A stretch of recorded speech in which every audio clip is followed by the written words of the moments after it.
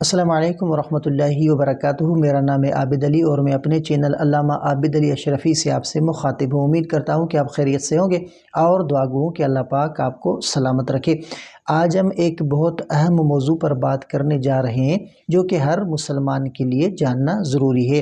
ہم قرآن اور حدیث کی روشنی میں اس مسئلے کو سمجھیں گے تاکہ ہم دین پر صحیح طریقے سے عمل کر سکیں۔ تو ویڈیو کو آخر تک ضرور دیکھیں تاکہ کوئی اہم بات آپ سے رہ نہ جائے، اور اگر چینل پر نئے ہیں تو سبسکرائب لازمی کریں۔ تو روزہ رکھنے اور افطار کرنے کے جو ہے وہ مسنون طریقے اور دعائیں ہمیں نبی اکرم صلی اللہ علیہ وآلہ وسلم سے ثابت ہیں۔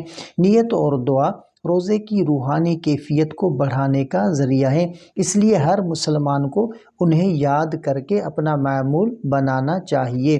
تو نیت کا مطلب کہ نیت کا اصل جو ہے وہ مطلب دل کے ارادے کا نام ہے، اور زبان سے کہنا ضروری نہیں، لیکن زبان سے کہنا بہتر عمل ہے تاکہ توجہ قائم رہے۔ اور جو ہے وہ مسنون نیت کے وبصوم غد نویت من شہر رمضان، میں نے رمضان المبارک کے کل کے روزے کی نیت کی۔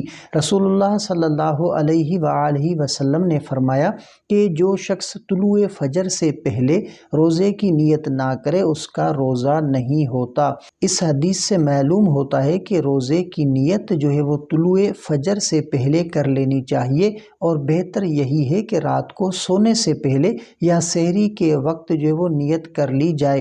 اور روزہ افطار کرنے کی دعا کہ اللہم لک صمت وبک آمنت وعلیک توکلت وعلی رزقک افطرت، اے اللہ میں نے تیرے لیے روزہ رکھا، تجھ پر ایمان لایا، تجھ پر بھروسہ کیا اور تیرے رزق سے افطار کیا۔ حضرت عبداللہ بن عمر رضی اللہ تعالی عنہ سے روایت ہے کہ نبی کریم صلی اللہ علیہ وآلہ وسلم جب روزہ افطار کرتے تھے تو یہ دعا پڑھتے تھے۔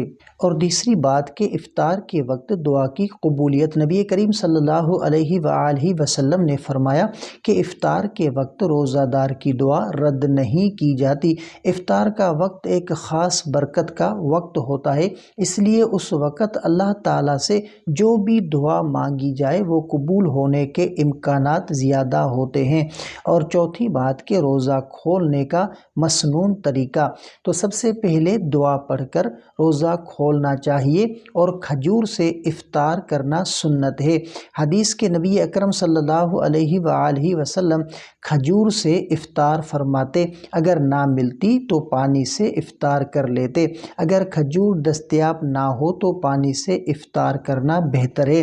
نیت اور دعا کی روحانی فائدہ، تو نیت کرنے سے روزے کی برکت اور جو ہے وہ خلوص میں اضافہ ہوتا ہے۔ افطار کے وقت دعا کرنے سے اللہ کی رحمت اور مغفرت نصیب ہوتی ہے۔ سنت کے مطابق جو ہے وہ افطار کرنے سے زیادہ اجر اور ثواب ہوتا ہے۔ تو یہ تھی وہ اہم باتیں جو ہر مسلمان کو معلوم ہونی چاہیے۔ اگر آپ کو یہ ویڈیو پسند آئی ہو تو اسے دوسروں کے ساتھ شیئر کریں تاکہ زیادہ سے زیادہ لوگ اس سے فائدہ حاصل کر سکیں۔ مزید اسلامی ویڈیوز کے لیے ہمارے چینل کو سبسکرائب کریں۔ اللہ پاک ہم سب کو دین پر عمل کرنے کی توفیق عطا فرمائے، آمین۔ السلام علیکم ورحمۃ اللہ وبرکاتہ۔